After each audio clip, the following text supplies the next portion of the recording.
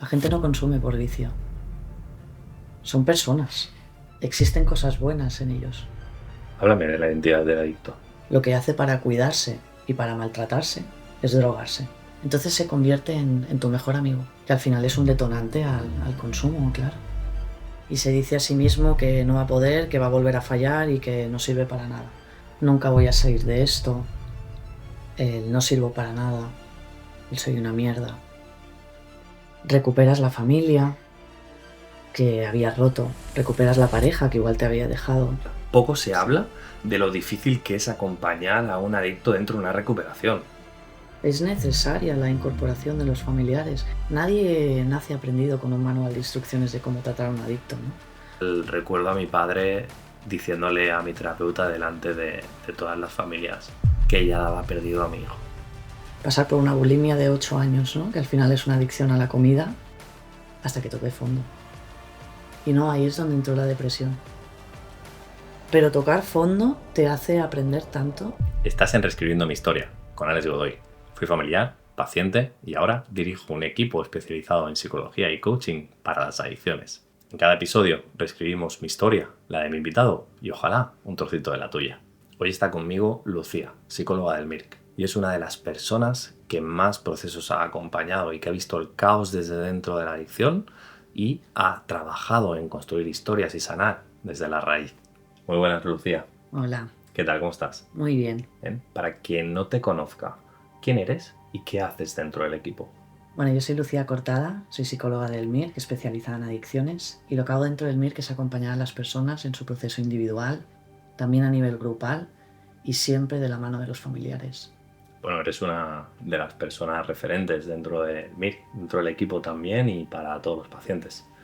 ¿Por qué escogiste esta especialización en adicciones? Yo siempre he sido muy curiosa en general, ¿no? Y sentía que había como mucho prejuicio dentro de este área, ¿no? Y además de vivirlo en primera persona, con gente que se ha cruzado por mi camino, ¿no? Y que me ha despertado pues cierto malestar, pensé que podía ser algo muy bonito descubrir de lo que trataba desde dentro, ¿no? Y tratar de entender esa lógica, esa causa, ese origen, ¿no? Y poder ayudar a personas que están en una cárcel, ¿no? Que es la adicción. No escogiste el camino más fácil dentro de la psicología. No, no. Yo te diría de los más complejos. Si te pregunto qué es para ti la adicción, ¿qué me responderías? La adicción es un mecanismo que utiliza una persona mediante una sustancia para tapar un dolor, para esconder, para huir. Yo definiría la adicción como eso. Comportamientos también. Comportamientos, patrones de comportamientos. ¿De qué huye? Del dolor, del sufrimiento, de lo que no se ve. Que solo ellos mismos lo ven y lo sienten, pero el resto no. Lo que ve la gente es un mal comportamiento, una mala contestación, unos malos gestos, pero lo que no se ve es lo que hay aquí dentro, que todo está roto. Has analizado a muchos pacientes que te han llevado a consulta. ¿Cuál es el patrón más común que ves en el adicto? Lo que más veo es la necesidad de querer escapar de algo que ni ellos mismos saben lo que es. Y que cada uno de ellos comparte un bajo amor propio, por no decir nulo, baja autoestima, cero autoconocimiento. Un poco comparten esa perdición en su vida y la falta de propósito, de quién soy y a dónde voy, ¿no? Hablas de la falta de identidad. Háblame de la identidad del adicto. Llegan y no hay identidad. La identidad que se ha construido es mediante el consumo, por lo tanto es una identidad totalmente errónea y falsa, ¿no? Entonces llegan con una identidad muy vacía y los procesos de lo que se encargan es de ir reconstruyendo esa identidad desde cero. Porque yo me conozco con consumo, pero sí, ¿quién soy? ¿Cuándo crees que comienza el problema de la adicción? Yo creo que empieza como algo muy lúdico y divertido, que a día de hoy en la sociedad se lleva mucho a cabo el consumir, el salir de fiesta, el pasárselo bien, ¿no? Está muy asociado el consumo con pasárselo bien. Entonces todo empieza como algo muy pequeño, muy insignificativo, algo para desconectar un poco de la vida rutinaria, ¿no? Que tenemos todos, porque todos vamos estresados en algún momento de nuestra vida. Y es ahí cuando, si uno no tiene una identidad propia, no sabe quién es, no sabe a dónde va en la vida, se puede perder en la adicción. Porque precisamente preguntarte dónde vas genera mucho malestar, porque no lo tenemos todos muy claro. Pero si además aparece la droga en ese momento, hace de puente perfecto para no conectar con esas dudas, esas crisis existenciales, ese proceso de maduración que tenemos todos, ¿no? ¿Y qué hace la droga en ese momento? Se convierte en tu mejor aliado, el que te permite desconectar cuando quieres desconectar, el que te permite evadirte, el que te permite no pensar, no sentir, porque nos abruma sentir muchas veces. Somos muy buenos para sentir lo bueno, pero muy malos para sentir lo malo, ¿no? Entonces se convierte en tu mejor amigo. En esa muleta, ¿no? Que muchas veces le decimos, es como esa parte que la persona con adicción no ha desarrollado esas habilidades y se apoya en el consumo o en esa conducta adictiva, ya sea un comportamiento o una sustancia, y acaba sosteniéndose a través de ella. Exacto. Y sin darse cuenta, va dependiendo cada vez más, ¿no? Es como si tú estás acostumbrado a ponerte siempre la misma ropa y en esa ropa te sientes cómodo, pero a la que cambias de estilo ya no te sientes igual, ¿no? Entonces, la droga es esa ropa a la que tú estás acostumbrado A vestirte. a vestirte. Es al final todo lo que proyectas, ¿no? Es decir, quién eres, cómo eres, y te vas transformando en eso, pero siempre a partir de la droga. ¿Y qué pasa cuando el adicto se quita la ropa? ¿Dónde está el origen? Me has hablado de que hay un momento en el cual la persona comienza a depender de esa sustancia para socializar, para divertirse, para refugiarse. ¿Crees que hay un inicio, algo en la persona, en algún momento de su vida en el cual potencie, que acabe predisponiendo a generar esa adicción? Bueno, yo creo que la adicción hay que verla con una visión muy amplia, ¿no? Es decir, hay un componente genético, está claro, y hay antecedentes familiares, pero sobre todo no estancarnos ahí, ¿no? Es decir, el ambiente, la personalidad, ¿no? Es decir, con quién se mueve, por dónde se mueve, de qué manera se mueve y cómo es esa persona, ¿no? Muchas veces se habla de la personalidad adicta, pero esa sería como una parte muy pequeña. Y personalidad adicta, yo no estoy de acuerdo porque consume el extrovertido y consume el introvertido. La adicción, todos estamos predispuestos a desarrollar una adicción. Depende de múltiples factores. ¿Cuáles son los factores psicológicos que predisponen a una persona a la adicción? Yo en realidad nombraría la vulnerabilidad. La vulnerabilidad, la fragilidad, el autoconocimiento, cuánto se conoce esa persona, cómo está esa autoestima, cómo está por dentro. Porque si uno por dentro está muy roto, la adicción aparece con todas sus fuerzas. Pero si uno por dentro está más trabajado, tiene más claro el camino que quiere tomar.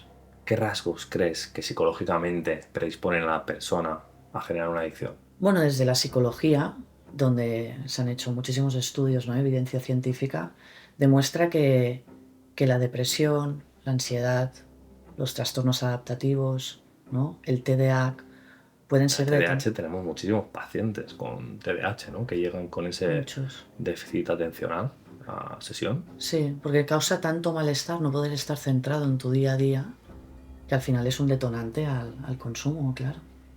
Bueno, viven como hiperactivos, ¿no? Como Sí. un cerebro que no pueden controlar.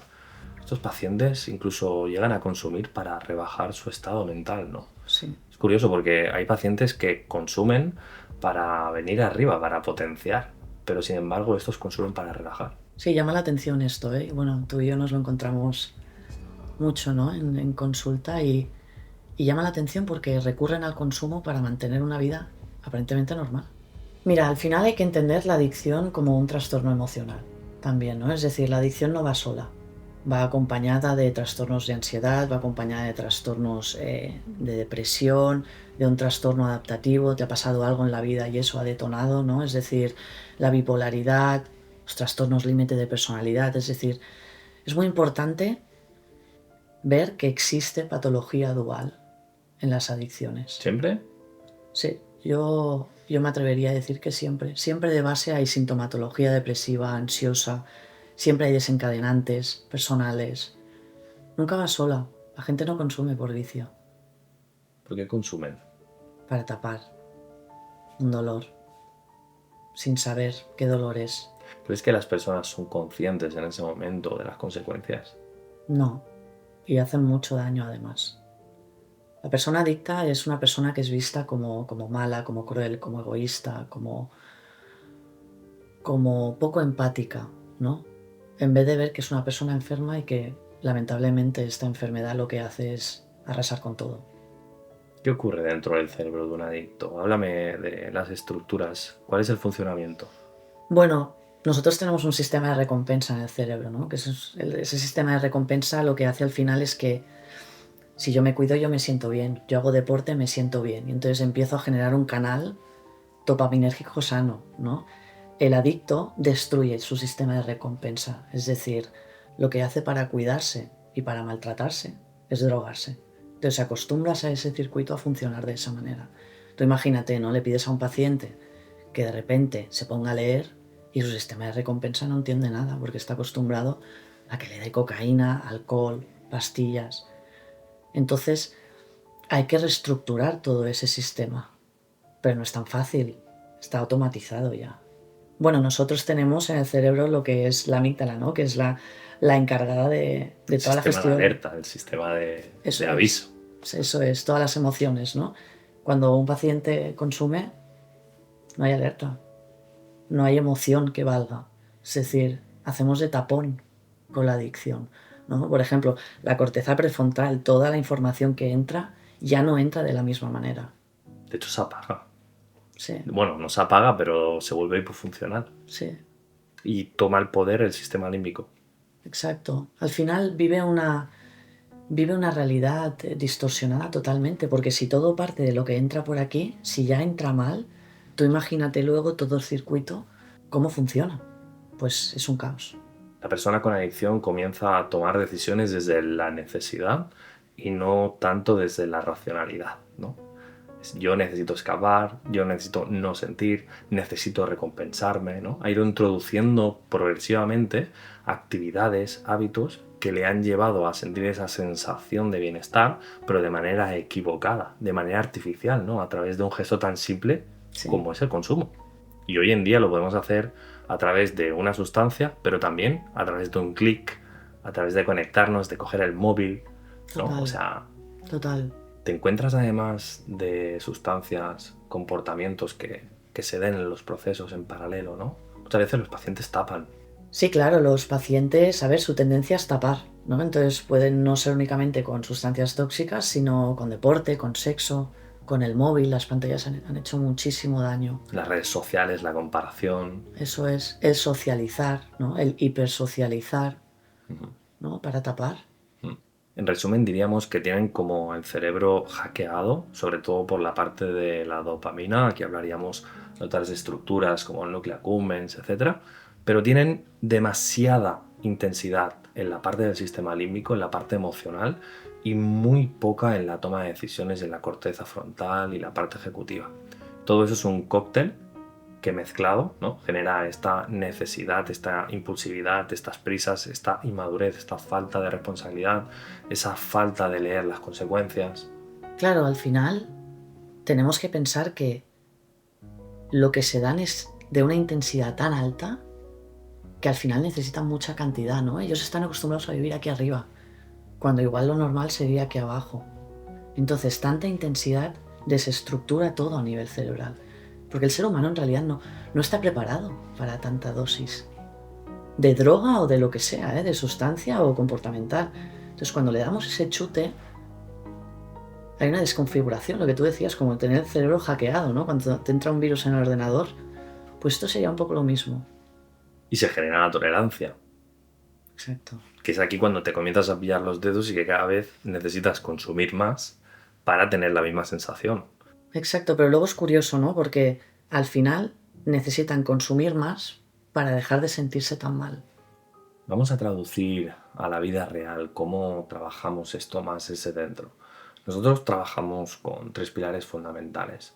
Háblame del primer pilar. Bueno, el primer pilar es el diagnóstico progresivo de liberación, ¿no? Que básicamente es un poco posicionar al paciente dentro del tratamiento, ¿no? Es decir, entender qué te ocurre, cuál es la causa, ¿no? Es decir, no basarnos tanto en la sintomatología ni estancarnos en trastorno adictivo, sino ir un poquito más allá, situarlo dentro del tratamiento. Queremos entender la verdadera causa. Eso es. ¿Qué se suele hacer mal con los diagnósticos? Bueno, yo creo que caemos en el error de estancarnos en una etiqueta y no salirnos de ahí. Cuando esa etiqueta en realidad tiene múltiples subetiquetas, ¿no? Es decir, yo siempre le cuento al paciente, tú llegas con trastorno adictivo, vale, el título está bien, pero ¿qué hay debajo? ¿Cuáles son los subtítulos, no? Es decir, hay depresión, hay ansiedad, hay traumas, hay heridas. El título está muy bien, al final, ¿no? Ponerle nombre a las cosas, pero yo creo que eso a veces hace que se queden muchas cosas por el camino, ¿no? Es decir, son personas, no son diagnósticos, ¿no? Y no podemos caer en ese error porque también condenamos a esas personas para siempre con un diagnóstico estático. Total. Entonces lo que hacemos nosotros en el MIRC, ¿no? Total. Que es darle un título, que él ya lo sabe en realidad, él viene con ese título, y nosotros desglosar los subtítulos y hacerle entender que vamos más allá. Por eso es progresivo de liberación, por la sensación de alivio al progresar y al no darse cuenta de que se queda en un único lugar, sino que avanza. Y además avanza contigo, ¿no? No te encasilla en esa primera etiqueta.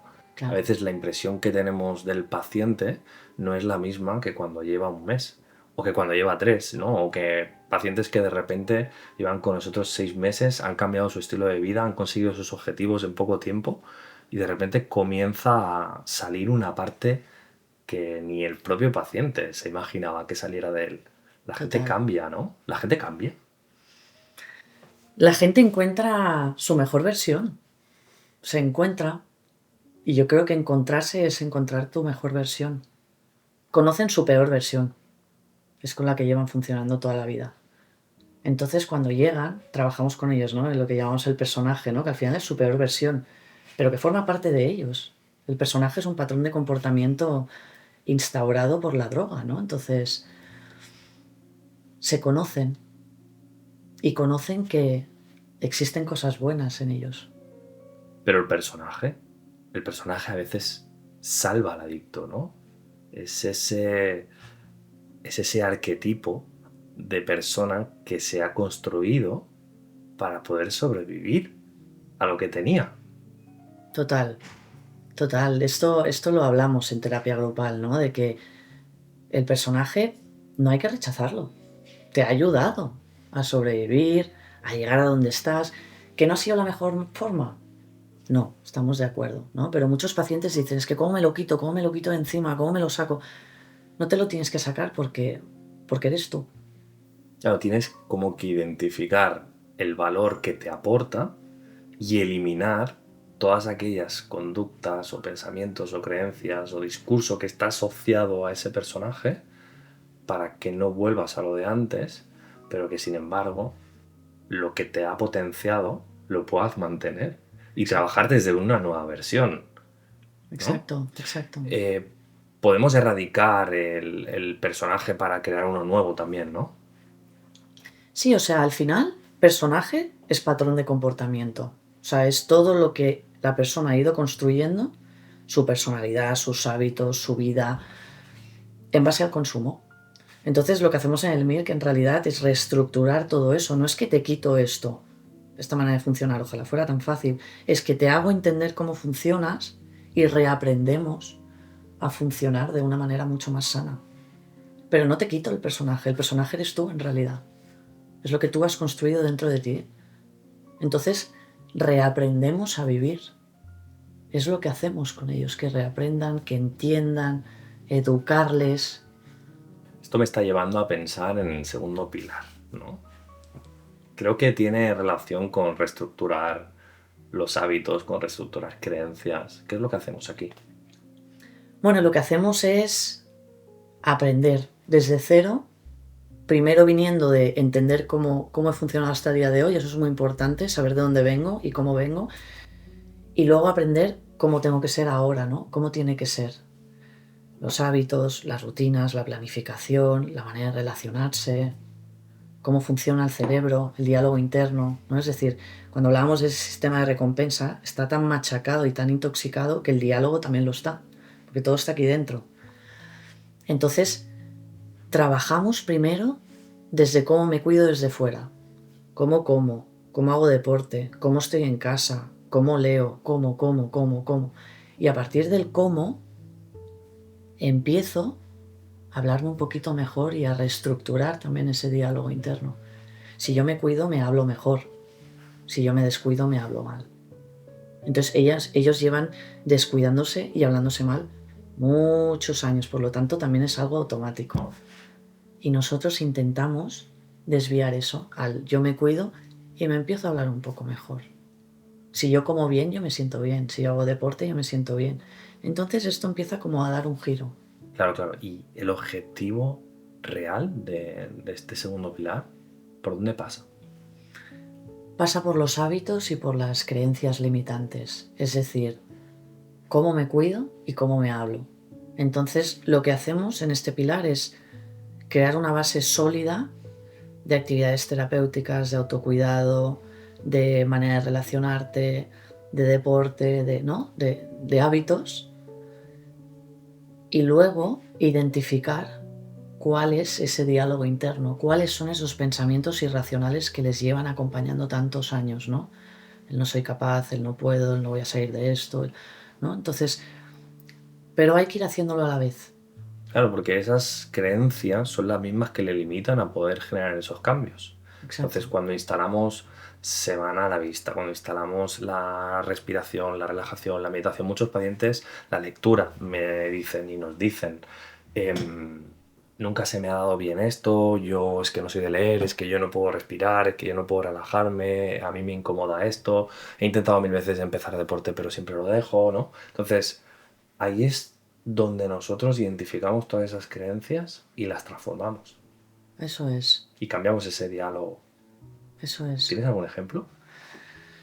Bueno, o sea, por ejemplo, un paciente que lleva dando tumbos diferentes tratamientos, por ejemplo, y ya está muy desesperanzado, ¿no? Y se dice a sí mismo que no va a poder, que va a volver a fallar y que no sirve para nada, ¿no? Entonces, desde esa creencia, lo que hacemos es trabajar mucho el compromiso, la adherencia al tratamiento, instaurar buenos hábitos.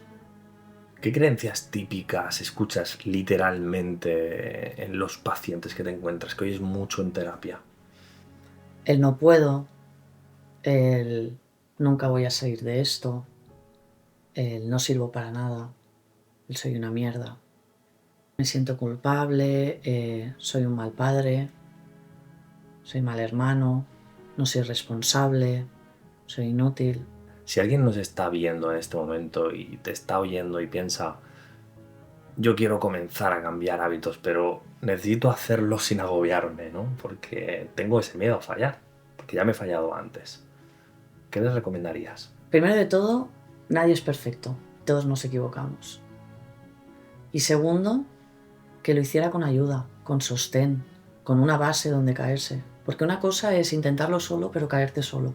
Y la otra es intentarlo con ayuda y que saber que si te caes hay una red ahí que te sujeta. Puede ser un familiar, un amigo, ¿no? O sea, comenzar a comprometerse muchas veces con personas de nuestro alrededor ayuda, ¿no? Sí. A esa responsabilidad, a generar responsabilidad. Sí, eso es. Primero, o sea, darse cuenta ya es un primer paso, ¿no? Admitir que hay un problema y que quieren cambiar algo, ¿no? Y luego el poder compartirlo. Compartirlo es comprometerte con el otro también. Y cuando esa persona ya lo ha intentado con amistades, con familia, ha llegado el momento de rendirse y buscar ayuda profesional, ¿no? Muchas veces intentamos salir de esta espiral con los recursos que tenemos, pero tenemos que ser humildes y reconocer que a veces esto no es suficiente, que no funciona. ¿Cómo se da ese primer paso? Lamentablemente se da el paso cuando normalmente se toca fondo. Porque somos muy cabezones. El ser humano es cabezón por naturaleza, ¿no? Y es decir, yo puedo solo, y al final, hasta que no se toca a fondo, uno no termina reconociendo, siendo humilde y aceptando que necesita más ayuda de la que le gustaría. Porque, a ver, en el tratamiento de adicciones, y esto se lo digo a los pacientes, ¿no? A vosotros, ojalá, o sea, os gustaría no estar aquí, pero estáis. Y ya que estamos, lo hacemos, y lo hacemos bien. ¿Te viene a la cabeza alguien que empezó con una vida totalmente desordenada y que poco a poco pudiese ir reconstruyendo, ¿no? ¿Cómo es ese proceso? ¿Te viene alguien a la cabeza? Sí, bueno, me vienen varios, la verdad. Es un proceso muy bonito, porque se dan cuenta de lo capaces que son y hasta dónde pueden llegar cuando antes no creían en ellos, ¿no? Entonces restablecen nuevos hábitos, nuevos patrones de comportamiento, nuevas actividades, ¿no? Nuevas maneras de relacionarse con el entorno y les cambia la vida. Y es muy bonito, la verdad. Te escucho y pienso, ¿qué trabajo tenemos? Qué difícil, ¿no? Sí. Pero te llena. Mucho. Sí, no haría otra cosa. Pero bueno, yo no sé si a ti te pasa, pero a mí me lo preguntan hasta los pacientes.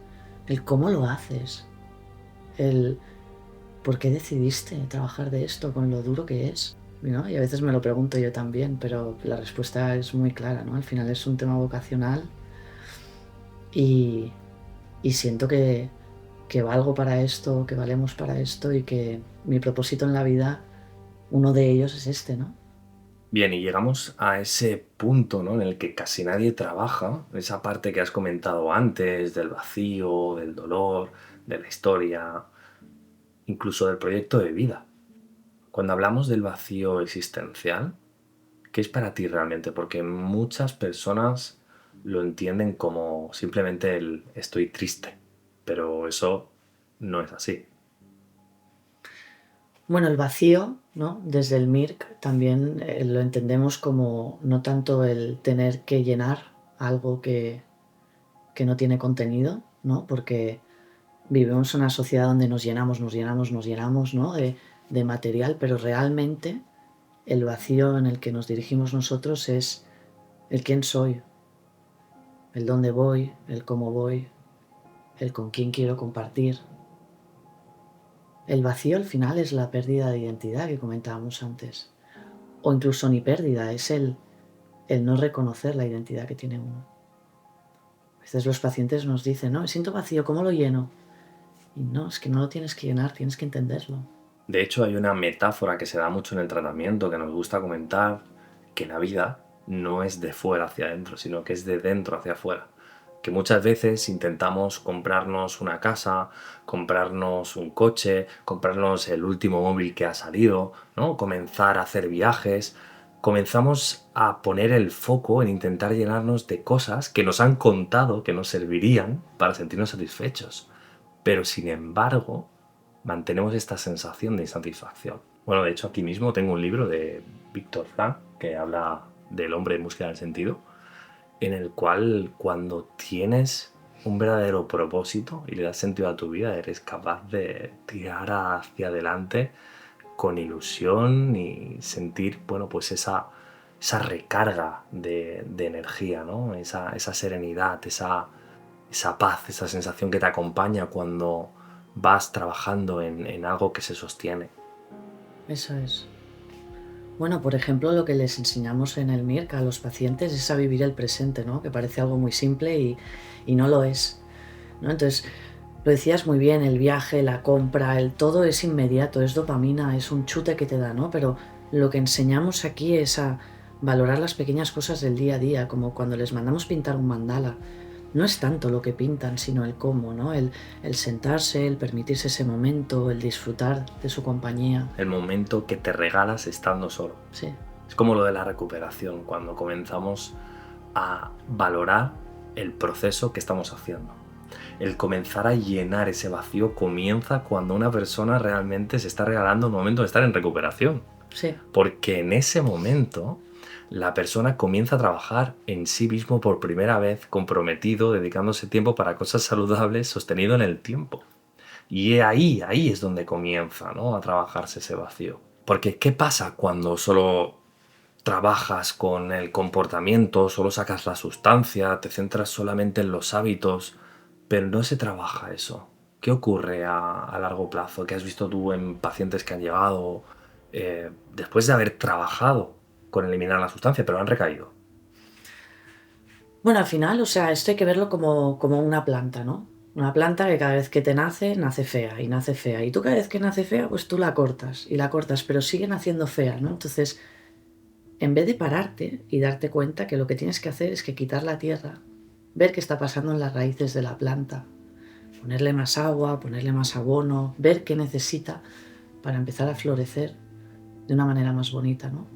Cuando solo nos fijamos en el comportamiento, lo que hacemos es cortar la planta, Claro, cortarla, cortarla, recae, ¿no? claro. Y lo que hacemos nosotros es, bueno, escarbar, ver qué hay debajo, cómo están esas raíces, reconectarlas, pulirlas, ¿no?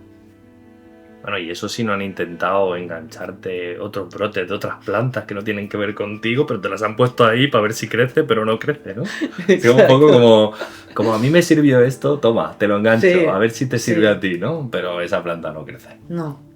Lucía, porque en tu experiencia, ¿qué significa para una persona de repente encontrar un propósito, un sentido a una vida que antes ni siquiera quería levantarse, a lo mejor, ¿no? Estaba esperando a acabar el día para consumir, o que llegase el fin de semana porque no tenía más alicientes. Significa luz. Que encuentren eso es luz en su vida, ¿no? Entonces, significa visión de algo, objetivos. Significa vida al final. Vivir, que para eso nacemos, ¿no? Para vivir.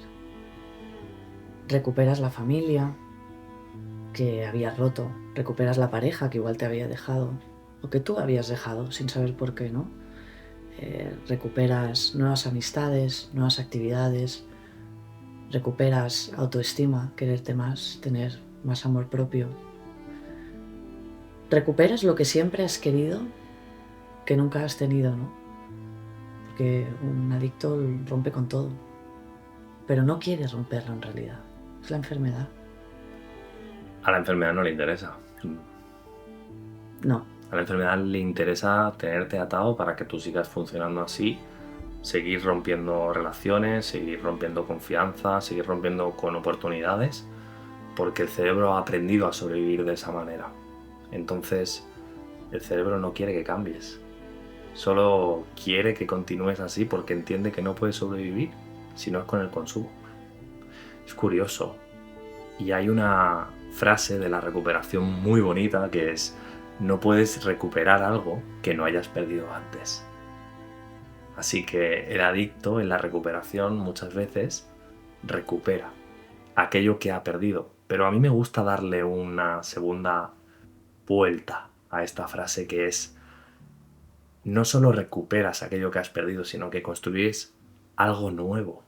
Comienzas a construir desde otra visión, desde otros intereses, desde nuevas relaciones, nuevas actividades, nuevos hábitos, ¿no? Creo que esta reflexión sobre el sentido de la vida y el sentido de la recuperación y trabajar en el crecimiento personal es algo esencial que hacemos. Y Bueno, reescriben su historia.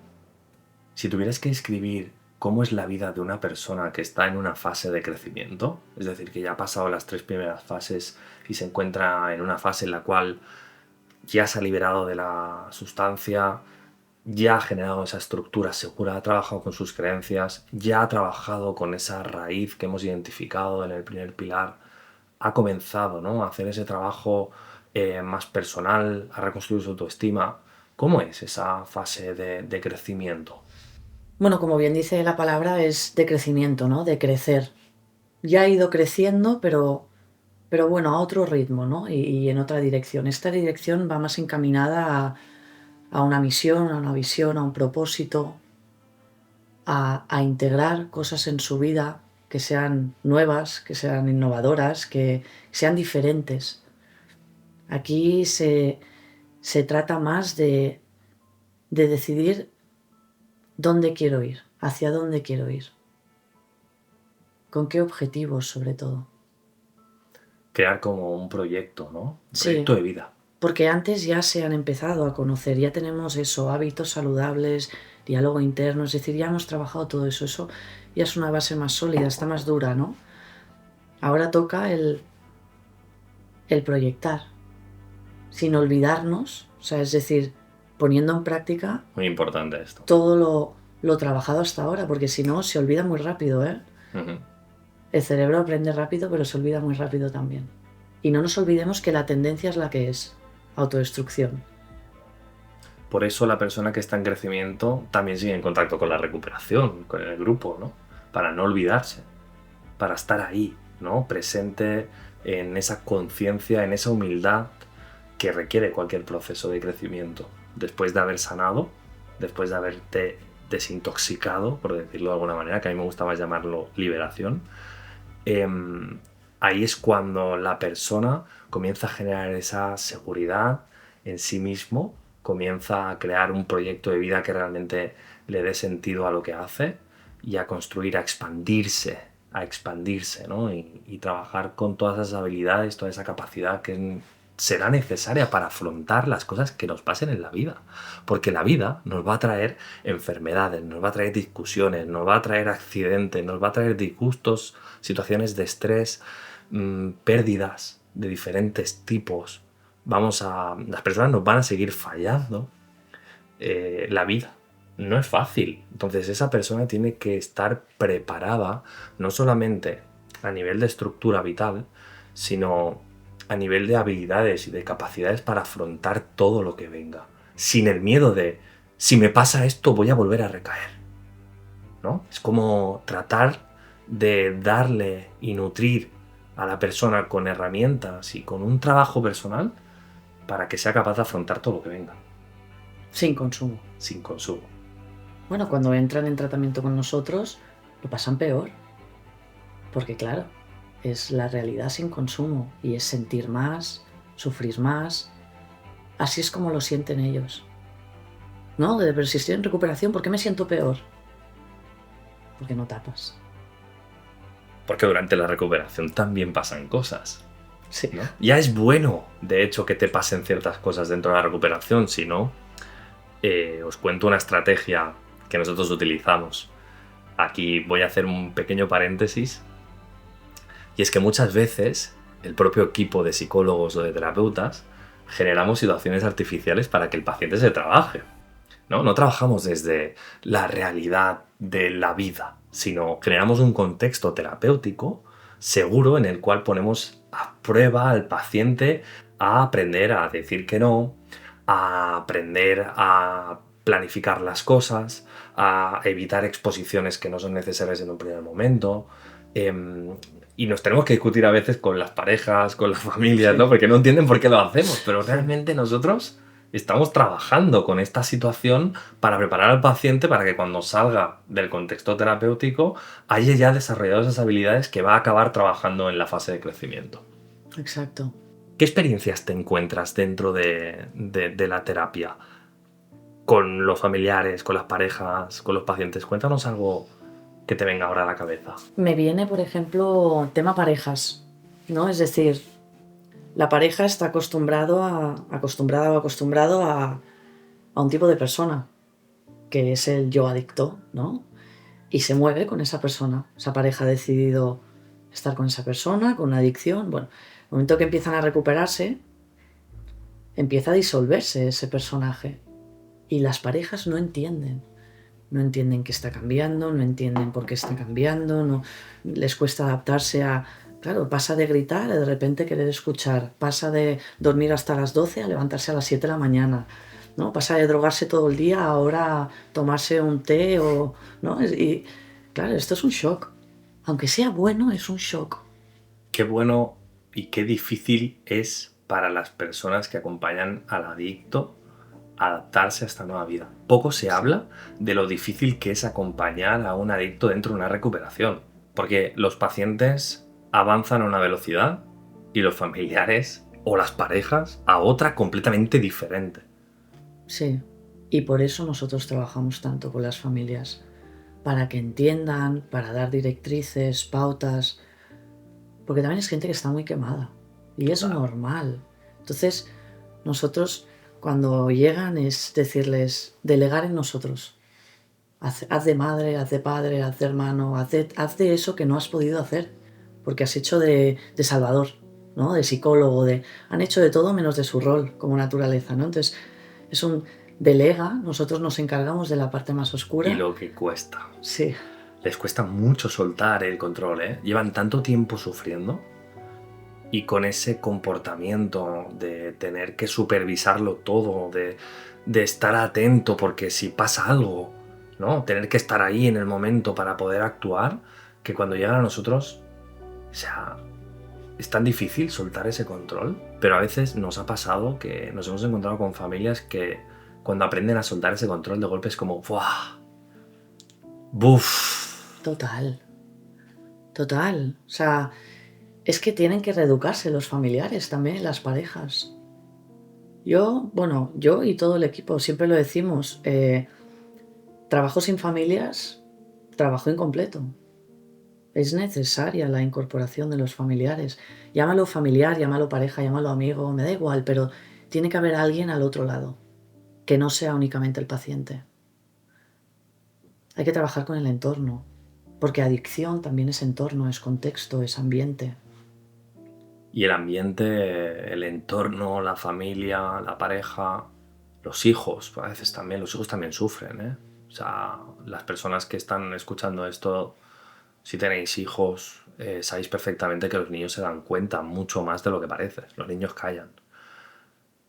Hablemos del dolor de la familia. El dolor es tan grande que lo que yo me encuentro es que les cuesta expresarlo. Muchas veces llegan familias de, no, pero ya está bien, ya está en tratamiento, todo bien, y tienes que indagar y tienes que intentar profundizar y rascar la herida porque si no, no sale. Están tan bloqueados, están tan inundados de sufrimiento que no tienen ni palabras. La familia lo pasa muy mal antes del Sí. tratamiento. Sí, No encuentran respuestas. No entienden lo que está pasando. Ni siquiera muchos de ellos conocen que lo que le pasa realmente a la persona es una enfermedad. sí. Claro, lidian con algo que desconocen. Nadie nace aprendido con un manual de instrucciones de cómo tratar a un adicto, ¿no? Una cosa es los que nos formamos, pero la otra es el mundo real. ¿Y cómo se les enseña a las familias, a las parejas, a las personas que están cerca? Primero, dando soporte y desahogando mucho. Tienen que desahogar mucho lo mal que lo han pasado, cuánto han sufrido, se han sentido solos, episodios muy desagradables que han tenido que vivir. Hemos escuchado barbaridades en Total. terapia. Entonces, primero el desahogo y luego el identificar, el entender y el que se cuiden ellos también. Nosotros derivamos a muchos pacientes con Patricia, talleres de coaching, es decir, terapia individual, porque necesitan un soporte. Porque no vale el meter al paciente y quedarme con las manos vacías, ¿no? Ellos necesitan también mucha ayuda. Han sido coadictos, ¿no? ¿Qué es la coadicción? Bueno, la coadicción es lo que, ¿no? A nivel general, es lo que te ata al paciente. A partir de tanto dolor, sufrimiento, desconfianza, necesidad de ayudar, necesidad de control, generas una adicción a su adicción. Y es algo que se retroalimenta, porque el paciente lo sabe. Te vuelves adicto a esa necesidad de mirar el móvil, de revisar el dinero, de ver dónde está, de perseguir, ¿no? En vez de soltar y aplicar el amor duro que le llamamos, ¿no? Es decir, camina solo, yo ya no camino contigo. Porque el paciente se hunde, pero el familiar se hunde con el paciente, ¿eh? La coadicción es la enfermedad de la pareja y de la familia. Y es que además ocurre una cosa que me está viniendo a la cabeza mientras te escucho, que es ese refuerzo intermitente del adicto, que es que da símbolos de pedir ayuda, da pequeños gestos, pequeñas acciones de ahora voy a hacerlo bien, y parece que cambia, y de golpe la familia se ilusiona, pero vuelve al mismo punto de antes. Entonces todo esto acaba generando mucha más frustración, más culpa, venga, va, otra vez más, y vuelve a reforzar el bucle. El refuerzo intermitente hace que aumente esa intensidad en la cual tú tienes ese vínculo, ese patrón con esa persona, ¿no? Y realmente, como tú decías, hemos llegado a escuchar barbaridades porque la adicción te lleva a lugares, a situaciones que jamás te hubieras imaginado sin consumo. E incluso familias que dan por perdido a sus hijos. Hoy seguro que nos están escuchando madres, padres, parejas que piensan que esa persona ya no va a volver a ser nunca más la persona que era.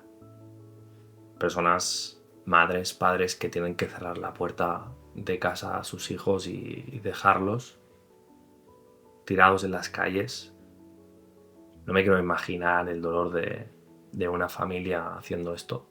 Me puedo imaginar el de mi propia familia. Yo recuerdo una terapia, creo que una terapia familiar que la que más me marcó fue una terapia de grupo de familia, en la cual recuerdo a mi padre diciéndole a mi terapeuta delante de todas las familias que ella daba perdido a mi hijo. Wow. Sí, me emociono cuando pienso en esto porque tal lo han pasado mal. ¿Te imaginas la sensación de dar por perdido a tu hijo por un momento? Claro, es que yo lo pienso en mí, pienso en mi padre, mis padres, porque mi madre hablaba menos, estaba tan jodida. Yo también me emociono.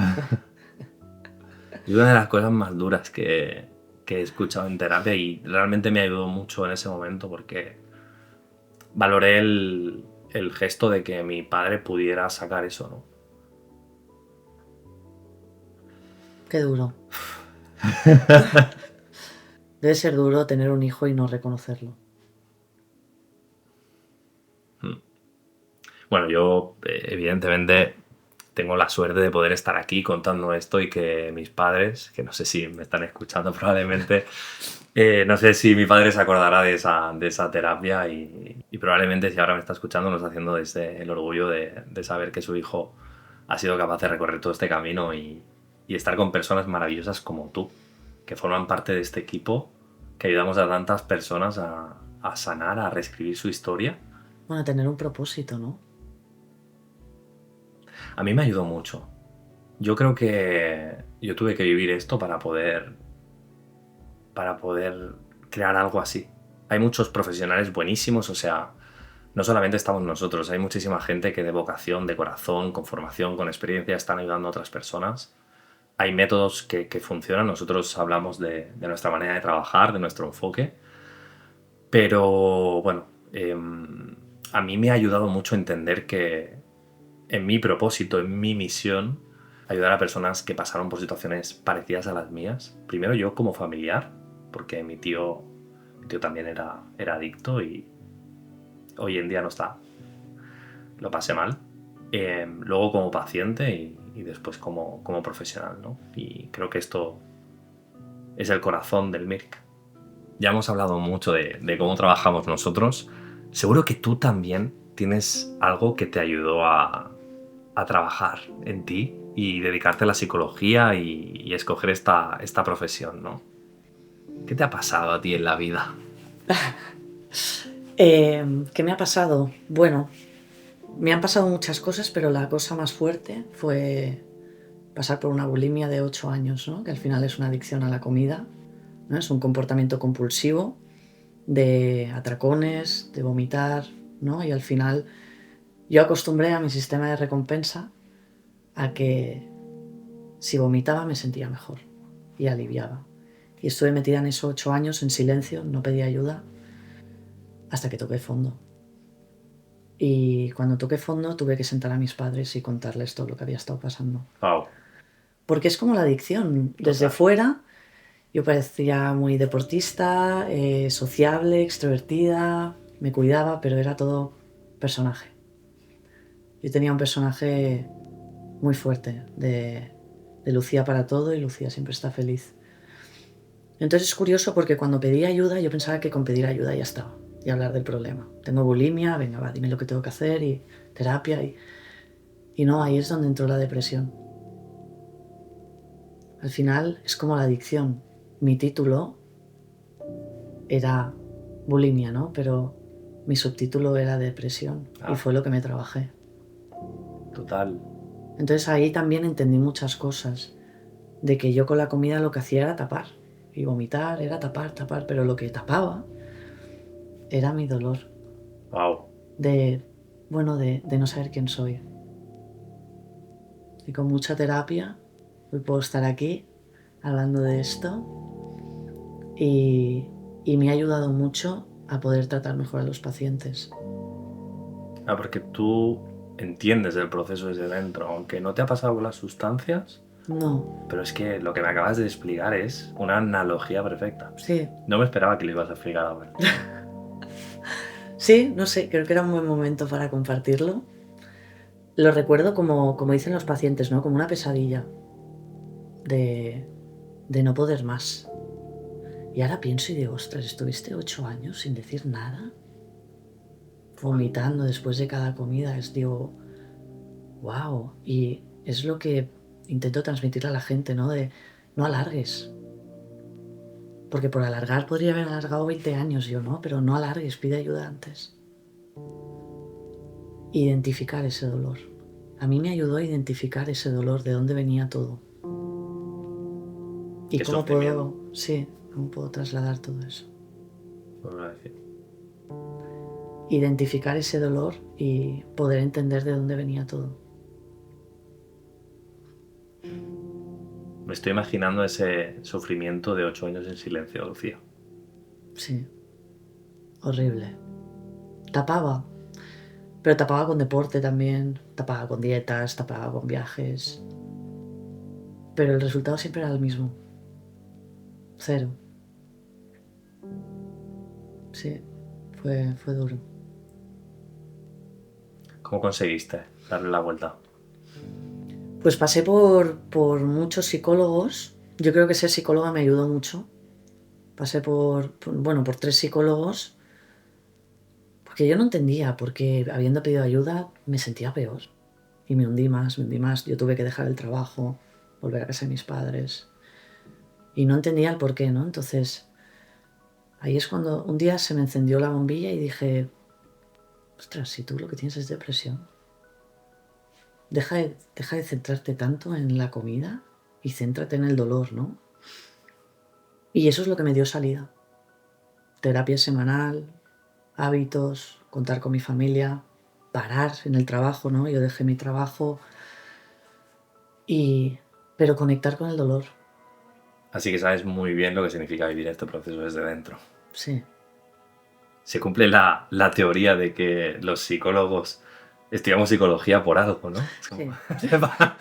Vamos a darle la razón a esa gente Sí. que dice, ¿no? Los psicólogos son los que peor están. Sí, dicen que estamos locos. Bueno, realmente creo que todas las personas deberían de pasar, ¿no? por un momento de su vida en el cual nos planteemos qué cosas nos están haciendo sufrir, nos están haciendo limitarnos, bloquearnos, no poder perseguir nuestros sueños, a veces pues el estrés del día, del trabajo, las situaciones familiares, la mochila que llevamos cargando de tanto tiempo hace que perdamos ese equilibrio, ese bienestar mental, ¿no? Esa sensación falsa de todo va bien. Entramos en ese piloto automático y creo que todas las personas tenemos algo que tratar, que sanar, que mejorar, que cuestionarnos. Y bueno, me siento súper feliz de saber que estás bien, porque evidentemente yo te conocí ya habiendo superado este proceso. Y bueno, te agradezco muchísimo que hayas compartido esto con la gente que nos está escuchando, para que vea que detrás de esta gran profesional que eres una referente dentro del equipo, vean también la persona que ha sufrido, que ha trabajado en ella y que comprende el dolor desde dentro. Ahora recuerdo brevemente así cómo nos conocimos, ¿no? Bueno, yo te lo conté esto. Sí. Y recuerdo contártelo de dónde venía, porque tocar fondo me hizo tomar muchas decisiones, no solo ponerme en manos de profesionales a nivel psiquiátrico y psicológico, sino hacia dónde quería dirigir mi vida, ¿no? Y ahí fue cuando apliqué a tu propuesta de trabajo, a tu oferta laboral, y tuvimos la entrevista, ¿no? Y recuerdo que te conté lo que había pasado, mi depresión, mi tratamiento, y recuerdo colgar y pensar, ¿por qué lo has hecho, no? La he cagado. La he cagado, sí, sí. Recuerdo contárselo a mis padres y mis padres decirme, pero tú, ¿en qué estabas pensando? Y yo, no sé, tenía la necesidad de que conociera esa parte de mí, que yo creo que nos hace más reales. Te humanizó realmente. También creo que se generó en esa primera entrevista un clima Sí, para poder hacerlo, ¿no? sí. Poder abrirte. Sí, sobre todo porque yo creo que me lanzaste la pregunta un poco de dónde vienes, ¿no? Y aproveché para decir, bueno, pues esta es mi historia y esta soy yo. Porque lo que me ha pasado soy yo. Y agradezco que me pasara. No se lo deseo a nadie, pero tocar fondo te hace aprender tanto y quitarte esas máscaras que yo creo que por eso te lo expliqué en su día. Total. Porque muchas veces nos centramos, ¿no? Solamente en la formación, en el currículum, en participar, en especializarme y empiezo con estos másteres, estos posgrados, que están muy bien, que invito evidentemente a la gente que se especialice, se informe, investigue y básicamente es esencial. Pero si luego no tienes esa conexión con esa experiencia, es muy difícil llegar a los pacientes. Sí. O sea, yo me encuentro muchos pacientes que me dicen, es que quiero estar contigo, quiero trabajar contigo, porque tú has pasado por esto. Y luego está el trabajo del profesional de no generar sesgos propios, porque no lo que nos ha servido a nosotros es siempre lo que les ha servido, o que les puede servir, mejor dicho, al paciente. Pero sí que es cierto que cuando se conecta la experiencia personal con el conocimiento académico y el conocimiento laboral, se multiplica por 10. El poder llegar a un paciente, poder transmitir, como lo haces tú, Lucía, también. Y considero que por eso eres una de las personas más importantes dentro del equipo.